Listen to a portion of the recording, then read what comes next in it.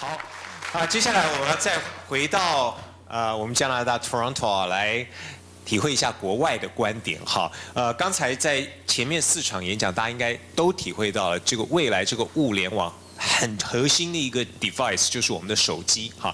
那我们接下来这位讲者呢，他的工作他就是去发展很多这个 Android 的手机应用哈 APP， 然后让企业客户能够把他们的内容或把他们的讯息呢投射到这个我们每一个使用者的 Android 手机上哈，所以他待会会举出非常多的例子哈，也呼应了刚才那个 Jason 刘兄您提到您在银行工作，他待会就有一个例子是跟 TD Bank 有关的哈，你可以看看 TD Bank 怎么样能够利用手机跟他的顾客达到更好的服务啊。那刚才一开始 Brandon 其实已经介绍了哈，我们这位年轻有为的朋友他是一个 genius 哈，因为他从小就是 App 的天才啊，然后他在 Android 方面更是有过人的本领哈。他虽然很年轻，但他已经写过了非常非常多 Apps 啊。今天他把他的专才从 Toronto 移到我们台北哈，那我们来欢迎这个 Director of Mobile Products Flybits 的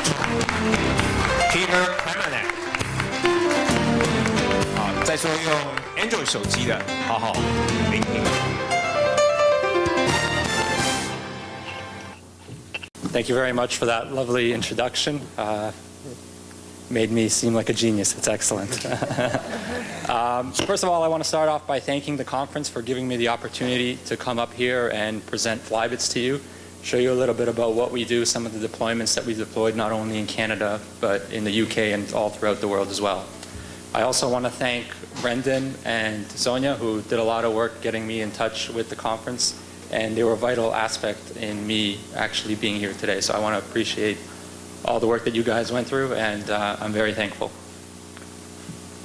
So I'm going to start by, well, I guess starting with the title, Proximity Commerce, Location-Based Guidance, and Context-Aware Experience Management.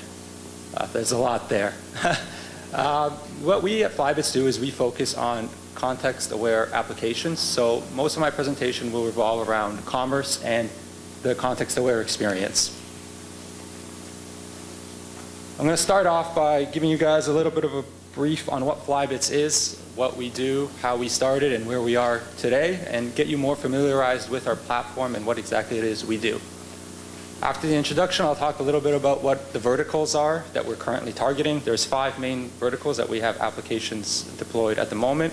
We are vertical agnostic, but for the purposes of time, I'll only try to talk about 5.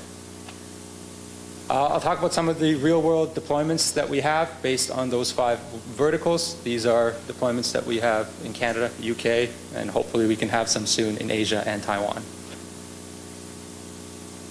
One of the major components of Flybits is geolocation and finding out where a user is. So towards the end of the presentation, I want to introduce you guys to the way that we do our location-based services, how we use beacons and iBeacons as users approach different areas.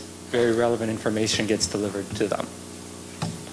I don't know if I'll have time to really talk about where we're going, but if I do get a chance to tell you what our next 6 months, 1 year, 2 years is, that would be great as well. And finally, to do something a little bit different, I will give you guys a brief demonstration using a laptop on what are some of the capabilities of our platform is. Seeing the slides is one thing, but actually seeing an interactive example of what our capabilities are, I think that's really going to demonstrate the strength of our platform.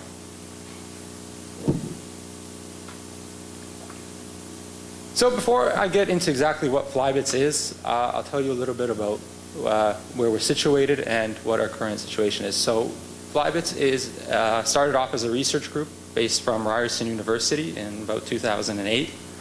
We got a lot of exposure in the industry, and we decided to spin off the company in 2011 and moved out of the university into our own space. Right now we're located in downtown Toronto. It's actually quite interesting when Andrew was showing you the map of 10 Dundas Square. That's exactly where we're located, in that building on the 10th floor. So the chances of him showing something like that is pretty cool. And we recently went through our big round of investment. So we have 2 major investors in our company. The first one, both of the companies I'm sure you guys have heard of. The first one is the large telecommunication operator, Vodafone. I don't really have to talk much about them, but they invested in our company. as well as Bosch Appliances, the German engineering company as well. So those are our two big investors that we recently closed. So that's a little bit of gloating on our end. So what is Flybits? A lot of people check out our website and they think that we are an app creation company. So we just create apps that are interesting and exciting. But actually, Flybits is not necessarily an app development company. We are a platform designer, and using this platform that we've created, we build apps on top of. So not only do we build the apps ourselves, but we also provide our platform to other app developers and other companies in order to build smarter spaces and smarter areas and provide very relevant information to users based on who they are, where they are, and any other information that we can sense from their mobile device, from sensors that are located in their surroundings, or even third-party APIs that might not have any sensing capabilities as well. So how do we do this? Well, we apply certain business logic according to the application that we're creating, and then we add contextual rules and data on top of this business logic from the information that we receive from the sensors in order to provide users with very relevant information based on that application. There's a lot there.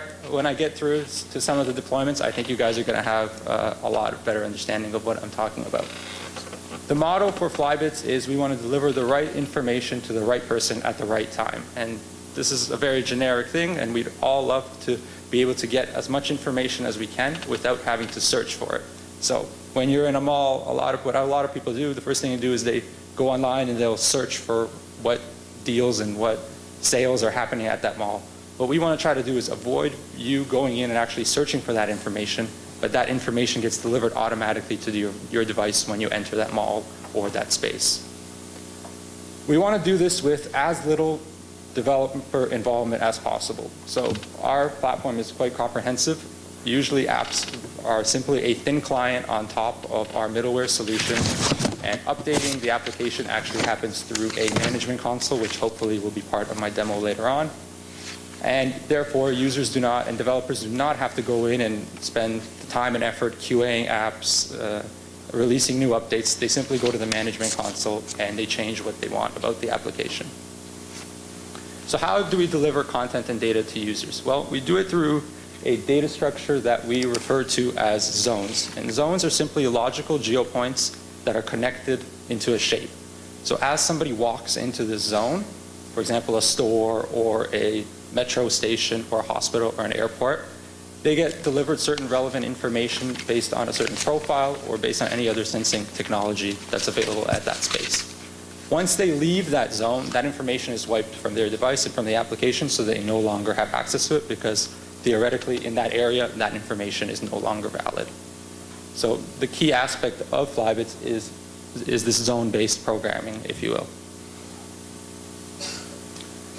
So there's, like I was saying before, there are 5 main verticals that Flybits plays a role in. Our platform is very vertical agnostic, but these are kind of the 5 that we have the most traction in. The first one is public transportation. That was really one of the first verticals that we started out in. If we wanted to prove our technology in public transportation, because as you all know, public transportation involves thousands of users every day that all have different characteristics, different goals, different destinations, and they're all constantly moving.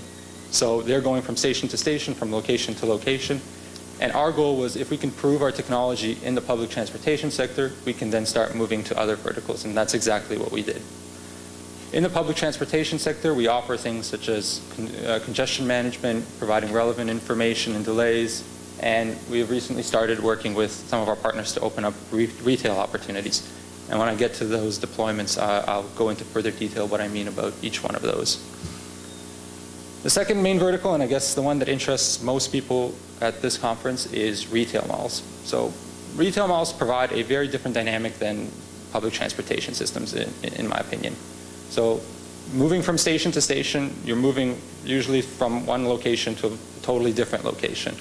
In malls, stores are a different entity. So some stores are very small, some stores are very large, and they're closely related to each other. So understanding where somebody is in a mall and how that person might consume certain specific types of information is very relevant. Whereas in a public transportation system, as somebody's moving from one station to another station, Usually there's some kind of disjoint between those two stations, and it's easy to determine what information somebody should get at that station.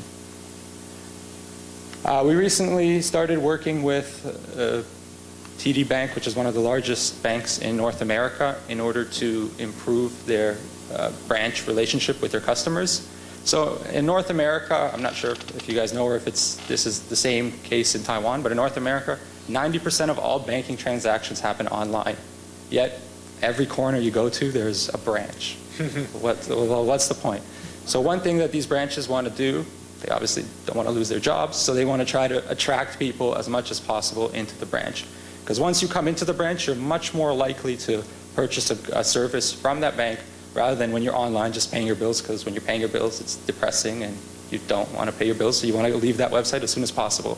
So by getting you into the branch, there's a much more likelihood that they're going to sell you a certain service. Stadiums, smart stadiums, venues, and smart campuses are another component that we've also have experience in. Smart stadiums is bringing your application to a stadium, and the user experience completely changes while you're at that stadium. So we're working with a football team in the UK that has a very generic application that provides you very monolithic information, such as the football team schedule, their team roster, their results. But when you take that app into the stadium, that experience changes based on what's happening at that stadium.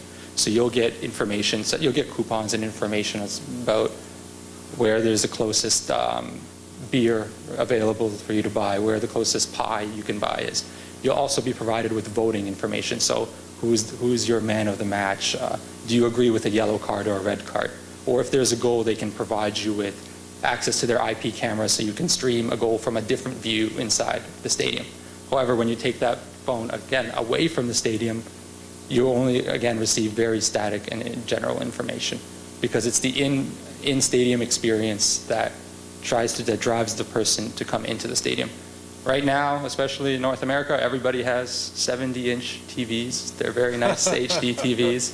I don't need to go, a lot of people don't feel the need to go to the stadium and watch a game when they have this awesome experience at their house. So it's, sorry, I lost my train of thought. So these stadiums and these football teams want to drive more and more people to come to the stadium rather than watching at home, so they provide additional services to those users.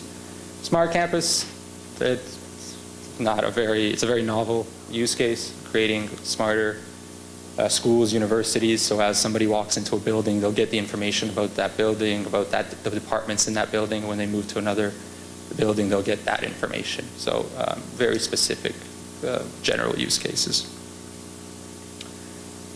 So I'll quickly talk about how Flybits kind of started in our first deployment. Oh, look at those phones. They're such great smartphones. So our first project that we did was in association with the European Commission in 2009. It was to build a middleware solution that was going to provide users with information based on what their location is and what their profile was. So what we did with the Paris Metro is, as you move along from one station to the other station, certain tourist informations that are happening around that station get delivered to your device. When you move away from that station, that information gets removed. This was a very general idea at the time in 2009. I think the one on the right is the first Android G1 phone. Having access to location from your phone was a little bit tricky. There wasn't as much cellular connectivity inside the stations themselves. So what we did was we used the cell towers at each station to determine which station you're located at, using a simple lookup table. Aspect that we kind of thought was, well, location services. Well, where you are, you get relevant information. That's kind of boring to me. So what, where you are? What about who I am, or what the weather is outside, or what time of day it is? That really affects me as well, not simply where my location is. So part of this app is we started to introduce user interfaces that are very adaptive based on your profile. So if you were a general user without, let's say, any disabilities, the information would be displayed in icon format. So you would get tourist information in icons, you'd click on it and get more information. If on your phone settings you had a indication that you were a passenger with low visibility, the user interface would change and provide you with a gesture-based technology rather than icons, because if you're low vision, icons don't necessarily make any sense. So if you wanted to see what your next station was, you would simply draw an M on your screen, and it would announce the station you're currently at and the station that you're going to be going to. If you draw an A on the screen, it would actually call a customer representative at that station and indicate that you require assistance. Because somebody with low vision, it's easy for them to get lost in a new station, and this gave them an easy way for them to contact the customer service at that station.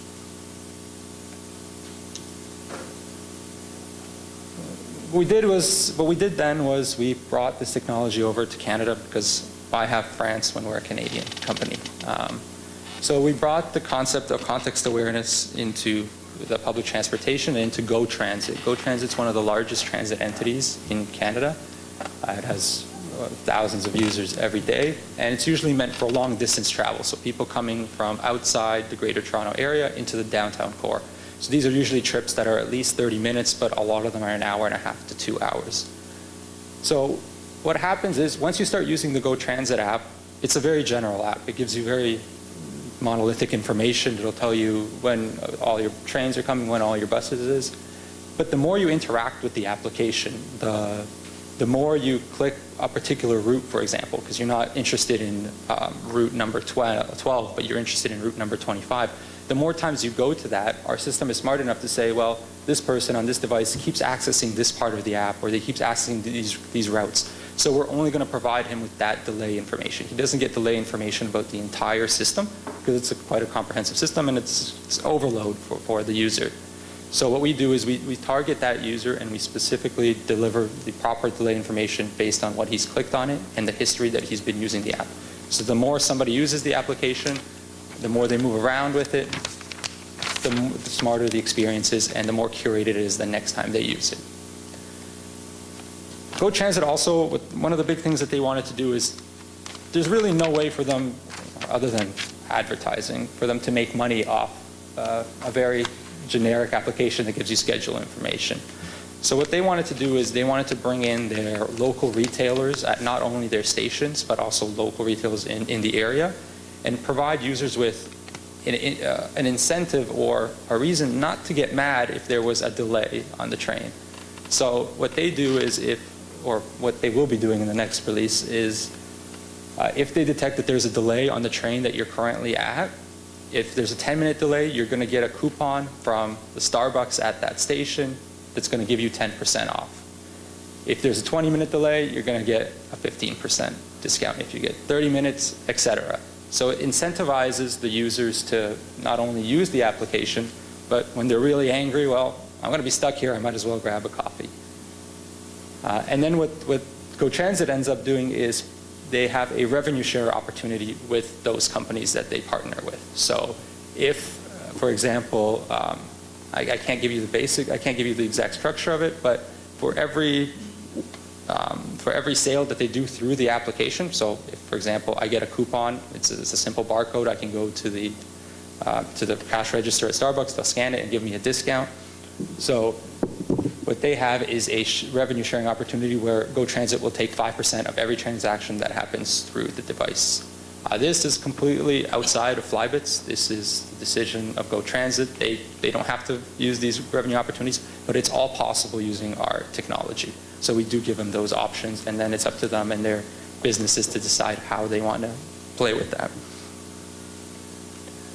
So that brings us to malls. And malls are very interesting and different dynamic than public transportation. This is one example of the Blue Water Mall, which is one of the largest malls in the UK. It's located right outside of London. And the interesting part about the Blue Water Mall is that there's lots of little communities that surround the mall. And the mall ends up being a hub for those communities where people go and hang out because it's just a bunch of little communities in the area. So what the Blue Water Mall does is they've completely integrated a lot of sensors into that mall, or they're in the process of doing it at the moment. And so when somebody's using the Blue Water Mall inside, or the Blue Water app inside the Blue Water Mall, as they walk around the mall, they're going to get very relevant information targeted towards them, like sales and coupons and promotions. They can also detect that somebody walks into a particular store using iBeacon technology. So if I walk into a store, and I have the app installed on my device, we make that association on our servers. And the more times somebody walks into a store, so if I walk into a sporting goods store a lot more often, I'm going to get promotions based on sporting goods.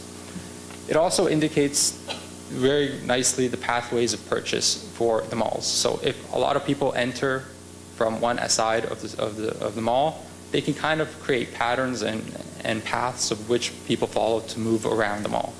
And if they need to, then they can change the structure of the mall and change anything in order to kind of distribute those people so they can access all parts of the mall as well. Another interesting part about the Blue Water Mall is that they sponsor lots of events. So they sponsor sporting events and musical events as well, like music festivals. And if over time they see that when you're in the mall you enter a sporting goods store more often than you enter a jewelry store, and they are sponsoring an event that's coming up in 2 weeks, they will actually send you notifications about that event because they know that that's where you went. Whereas if I go to the jewelry store a lot, I don't need to know that there's a sporting event, most likely. But again, that business logic comes from theirs. So if they do want to push you a sporting event from, if you go to a jewelry store a lot, they have that capability as well. One of the screens that I'm showing up here is something that we've integrated with their parking technology. So I'm not sure if this is a big problem. I don't own a car, but I guess a lot of people get stuck in parking lots and they can't find their cars. So if you're outdoors, it's a very easy solution. Using GPS works for the most part. We haven't had any issues with it. We have integrated with their sensors for indoor parking lots, where when you get out of your car at a parking lot, you can either scan a QR code that's related to every single spot, or you can tap your phone in certain areas for NFC or RFID, and it'll save where that location is. So when you're looking for it, we can direct you using a simple map-based interface.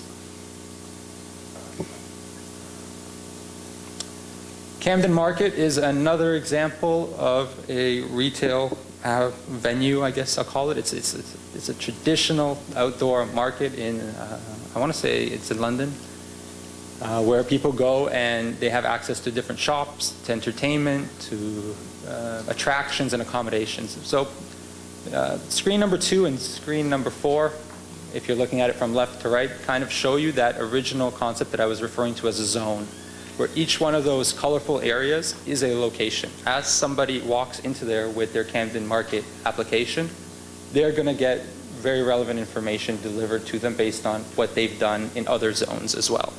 Not only that, but it'll tell them what's specific in that zone, what kind of shopping can they do, what kind of entertainment they can do. And as soon as they transfer from one zone to the other zone, that list of information completely changes and adapts based on what's available in that zone. That also then gives Camden Market the ability to create more zone. They can change it whenever they like. They can remove zones. They can start adding zones to their affiliated stores that are outside of this area. And they do all of this through the management console without needing to update the application. Everything is done through the management console. So, TD Bank. TD Bank is one of our very recent customers. So currently, TD Bank has very generic banking application where you can do very simple banking transactions, such as checking your balance, paying bills, depositing a check by taking a picture. But it's a standard application that honestly every single other banking application does the exact same things. So one thing that they're doing is they are enabling their applications by incorporating the Flybits platform in order to make the user experience of users a lot more relevant depending on where they are and who they are. So they've also equipping a lot of their branches with iBeacons so they can detect when somebody is either walking by a zone or when somebody's entering the zone.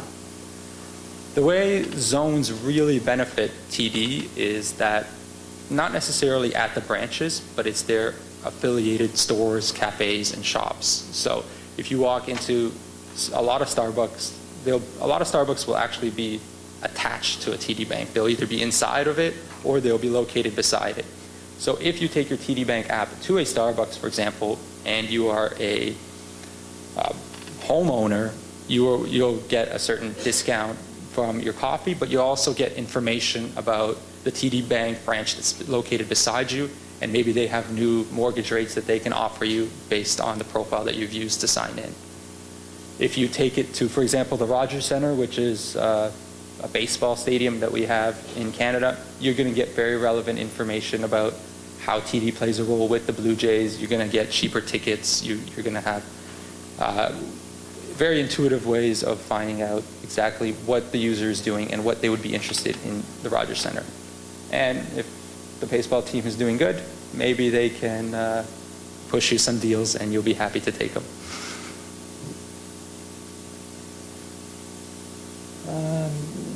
Running a little bit low on time, so I'm going to keep in mind that I really would like to show you guys the demo. So I'm going to kind of switch through some of these examples really quickly because those were our three main verticals. This is one of the football applications that I was talking about. So it's a standard, on the left you see a very standard application that shows you things like latest news, buying tickets, what your next match is. But as soon as you get into the stadium, the middle screen, you'll have access to things such as game highlights, cheering your team, voting for man of the match, indicating whether you agree with the yellow card or don't.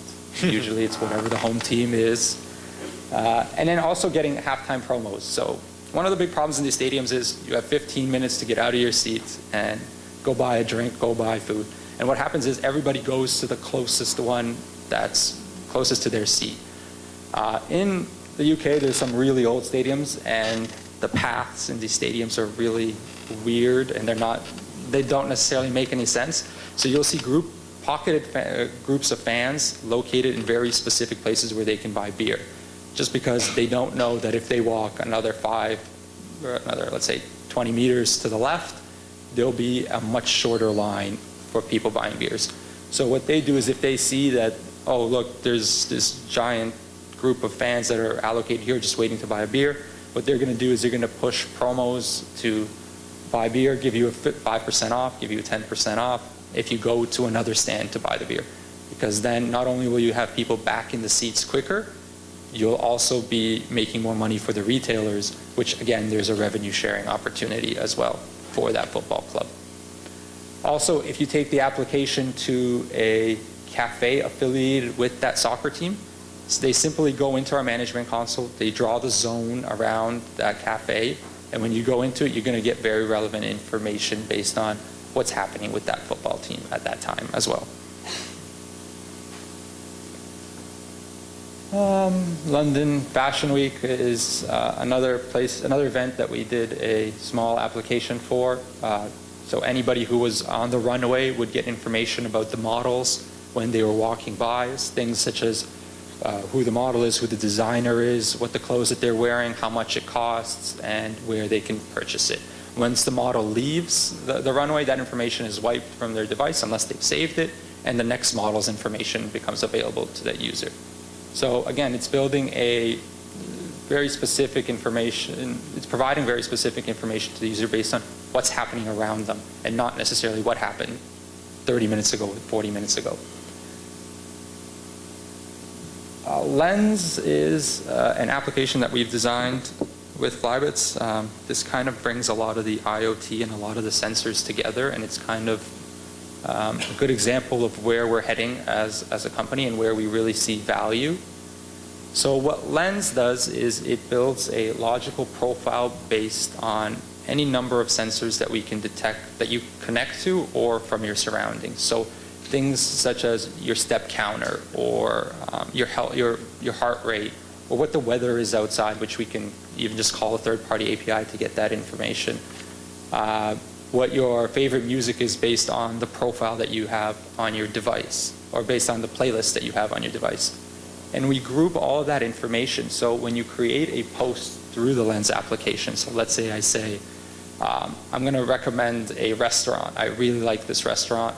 It's going to package all of that context with that recommendation so that the next time somebody is in the same location as you, maybe has walked roughly the same amount of steps as you, and it was also maybe raining that day, that restaurant will be recommended to you because somebody under that same context and under that same situation liked that restaurant. Or if they disliked it, we won't tell you about it and we'll ignore it because people under that same context, they had the same opinion as you. Now, this obviously is not a 100% science, but the more information that we can get like this, hopefully we can provide a better kind of recommendation engine. So this is a product that's currently in the beta phase that we're rolling out to both iPhone and Android within the next 2 months.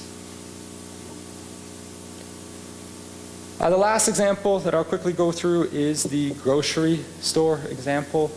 We don't really have, we're currently working with a small grocery store in Ontario to kind of roll out a POC for this. The next big thing is health. Everybody cares about their health. Everyone's wearing a smartwatch, everyone's wearing a Fitbit, everyone's wearing some kind of heart sensor. So what the grocery store wants to do is, based on all the health metrics that we can obtain from these sensors and devices, they're going to actually try to tell you which aisle is good for you and which aisle is not good for you. So if I've walked around a lot, let's say, and I've burned a lot of my calories, maybe they're going to direct you to the protein section of the store. If you've indicated through the application that you've consumed a lot of calories, because a lot of people have these apps that just count their calories, they'll input what food they're eating. If you get by a snacks and chips section, they're going to say, hey, you've eaten too many calories, you don't want to stay here. And all of this they're doing using iBeacons, and they're kind of targeting the entire store and flanking it with beacons. Oh, I forgot I had this slide. CES. So we recently teamed up with Bosch during the CES event in Las Vegas, where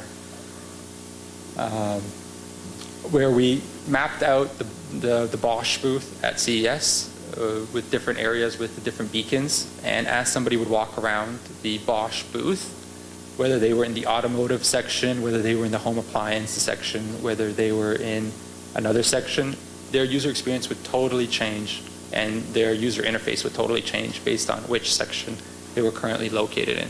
So as the person moved around, their experience changed because what they were looking at was completely different. So this brings me to geolocation. Considering I don't have a lot of time, so I'm not going to talk too much about it. Everybody knows the problems of locating somebody. Outdoors, it's not too much of an issue. Maybe if you're in a city like New York, a very dense urban area, GPS might not be the best solution, but for most applications that are out there, it does the trick for outdoor location. For indoor, I think we're still figuring it out. We're still trying to see what the best way is to locate somebody, especially when two stores are located right beside each other. If you talk to big companies such as Cisco and IBM, they'll tell you, hey, buy our product, spend hundreds of thousands of dollars implementing wireless access points. It's great. But especially for smaller chains and smaller stores, this does not make any sense for them. We've recently started working with beacons, especially as the cost of iBeacons has significantly dropped recently. So I remember a couple years ago, beacons would cost $100, $200. Now we're working with a company in North America that's providing beacons for less than $20. So having even 1,000, having 500, 800 beacons, it's not too much of a burden for a company. Beacons are great because they're cost effective relative to the large scale systems. And they're also easy to replace, easy to change. And if something's broken, honestly, you can toss it out and buy a new one for $20. It's not really a big deal. Whereas if a wireless access point is broken, yeah, good luck. So that's the end of the lecture, the slide portion of my presentation. I'm going to quickly move down and show you guys a quick demonstration. It'll take me maybe a minute to set up, but Well, Peter, take two. I will briefly summarize what you just said. 刚才 Peter 用很短的时间给我们非常多的例子啊，我自己觉得很感动、很精彩，所以我现在把它整理一下哈。他刚才持续提到一个英文字叫做 iBeacon 啊，或是 beacon 哈，这用我们刚才耀东兄的3个层次 ，iBeacon 就是一个技术哈，它是苹果的一个低功耗的一个定位的技术哈，它可以在很便宜的手机上用这个 iBeacon 让我们达到这个定位的效果哈，所以他们用 iBeacon 这个技术，然后就在刚才耀东兄的第3个层次，在应用这个层次上做了很多精彩的呈现哈。他们专注是在5个行业之中，刚才大家应该有听说哈。第一个行业就是公共交通运输哈，所以刚才大家看到在巴黎的地铁上哈，他们可以开始设计一些 App， 让使用者哈不仅是随着自己的地点得到一些特别的服务，而且是随着自己个人的一些状况哈，比如说你个人如果是视障者的话哈，它可以让你用很大的字哈，或者说很简单的一个代码哈，比如说你写个 A 字哈，就代表你需要站务人员的服务哈，所以它这个视地性的服务已经不只是视地了，而且还是视人哈，跟每个人特性有关哈。这是刚才 Paris Metro 的例子哈。那当然，他们另外一个常常服务的行业就是购物中心哈，其实也呼应了刚才 K11 上海的那个例子哈。那他们的购物中心也可以依照你平常的数据，然后提供你一些个人的服务哈。那第3个是银行哈，银行不只是 TD Bank 哈，而且 TD Bank 还跟它周边的这些 Starbucks 啊，在它的 APP 上有合作哈。你如果去完 TD Bank 去 Starbucks 呢，它就会给你一些打折哈。那第4个是运动的展场，像刚才那个运动场上哈，你可以看你的 App 哈，如果你愿意多走2步路去另外一个厕所的话，避开那个很拥挤的地方哈，你在那边买东西买啤酒，他就给你打折哈，这也是一个疏通运动场的动线一个很好的方法。其他像购物中心，大家也看到，那我不多讲，我现在再把麦克风交给 Peter， 让他们跟我们做一个 demo 哈。Back to you, Peter. Thank you very much. I know I've gone over my limit. I'll try to be really quick about it, but I really think that you guys will better understand the product and see exactly kind of the direction that we're going to if you see the demo. So this is the management console that we customize for each one of our customers. Right now, this is just a very generic one that we kind of use for demonstration and showing the capabilities of our platform. So this is a list of all the zones that I own. If you think of a shopping mall, for example, this could be a zone that's affiliated to every single store that you have in there. So as the owner of all the zones, on I guess the right-hand side, you can see all of the different events that are happening inside each zone. So as people enter a zone or they leave, that means that they're physically entering and leaving the physical location. You can also see things such as, how many people are currently inside that zone at this time, and you can see the rating. So the rating is basically how popular this zone is relative to all the other zones. So if more and more people walk into this zone, it'll have a higher rating relative to all of the other zones in the space. So if I'm a shopping mall and let's say a new store pops up in my mall and I need to create that zone for them. So all I do is go to the zones, I click on create zone. I've kind of pre-filled it a little bit over here so we didn't have to do that. It says it's an IoT retail zone. I can provide a description for it. I can say which category that this zone belongs to. Based on the category, there is certain context rules and semantics that are encompassing that zone, so it'll be easier for searching. So if you're looking for example, a sporting goods store, you'll be able to search by the category. For the purposes of the demo, just to have, there's also a mobile aspect to this, but it's a little bit hard to demo. So just for this concept, you also have to upload a picture just so it looks nice. Once you've entered in all of that metadata, you can physically go in. This, I'm assuming, is our location, roughly. So what I can then do is I can zoom in and be very specific, and I can actually go in and draw where I want this zone to. Yeah.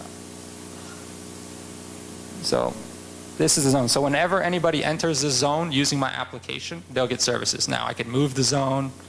I can add points to the zone. I can make it as funky and crazy as I want. So let's say this is a good enough zone. It covers a really large area. So then what I do is I detect exactly what the time zone is for this zone. This is important in case you have zones all around the world. The timestamp is very important because maybe you want information to be displayed at everybody at the same time around the world, or maybe you just want it to be very specific to your time zone. So I'll leave it as Asia Type A. Once I've created this zone, right now it's simply an empty zone. It has no ratings, it has no views, it has no online users. As people walk into the zone, this figure will automatically increase. If I click on it, I'll be able to see all of the people that are entering the zone and actually have real-time one-to-one communication with them and send them notifications. So let's deliver certain content to people at the zone right now. So I'm going to click on Add Services. On the left-hand side, you see very basic data structures such as videos, pictures, web pages, speed dialers, social media, products. This list is customized to each one of our customers. So, for example, retail malls have things such as coupons, promotions, sales, and even videos and pictures, but they might not have, for example, a smartphone app that they can deliver through the platform.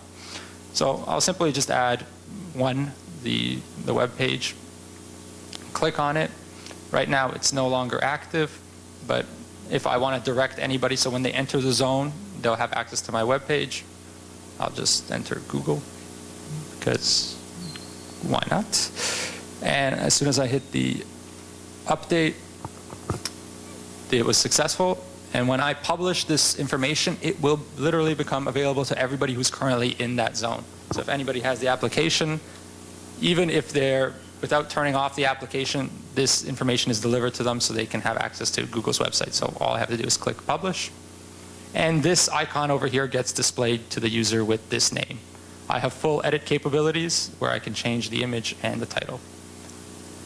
I can also associate time to it. So think of sales. Sometimes you want a sale to only happen at certain points of the day, and I only want my coupon to be available from 4 p.m. to 6 p.m.